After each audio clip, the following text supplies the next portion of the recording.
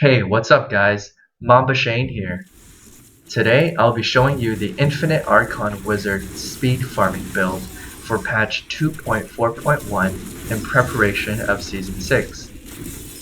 I've tested this on the PTR server and it's extremely efficient. This build utilizes the newly buffed Firebird set and Chantoto set bonuses, along with massive cooldown reduction to keep you in Archon form for the full duration of the Rift. As you will see here, your basic strategy is to spam teleport in Archon mode, killing every elite pack while proccing your Ingiam and killing everything in your supercharged Archon mode. Nemesis Bracers allow faster clears and better resets on your cooldowns. If Archon is not up due to weak density, use Arcane Torrent, which will proc your Obsidian Ring of the Zodiac, and Archon mode will be ready in no time. Let's finish watching the remainder of this rift, and I'll go into the specifics of this build.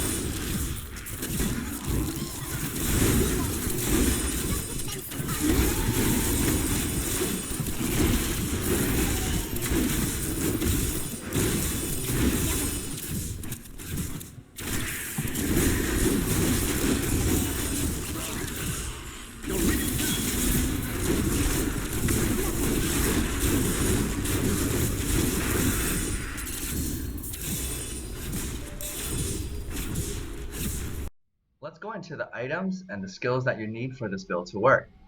First and foremost, you're going to need 6-piece Firebird set bonus, which includes the helm, shoulders, hands, chest, leggings, and feet.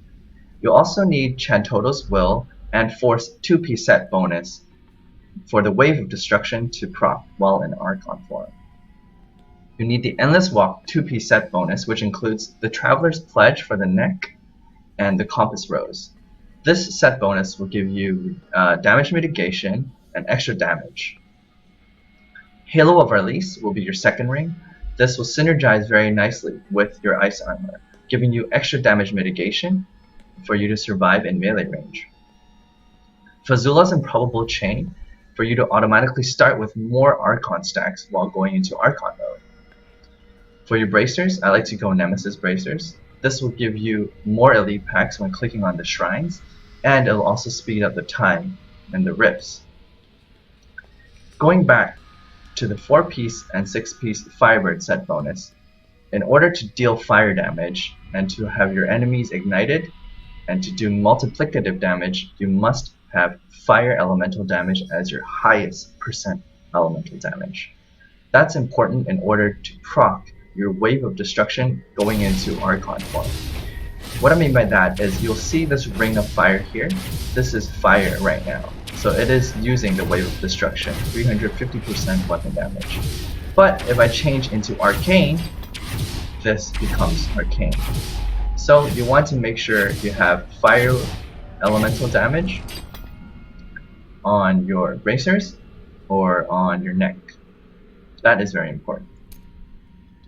Going into Kanai's cube, you would want Ingia for the cooldown reduction, Leoric's Crown, making sure that you have a diamond in your helm for the extra cooldown reduction, and also Obsidian Ring of the Zodiac. Now, Obsidian Ring of the Zodiac reduces the remaining cooldown of one of your skills by 1 second when you hit with a resource spending attack. In this case, our resource spending attack is Arcane Torrent Static Discharge.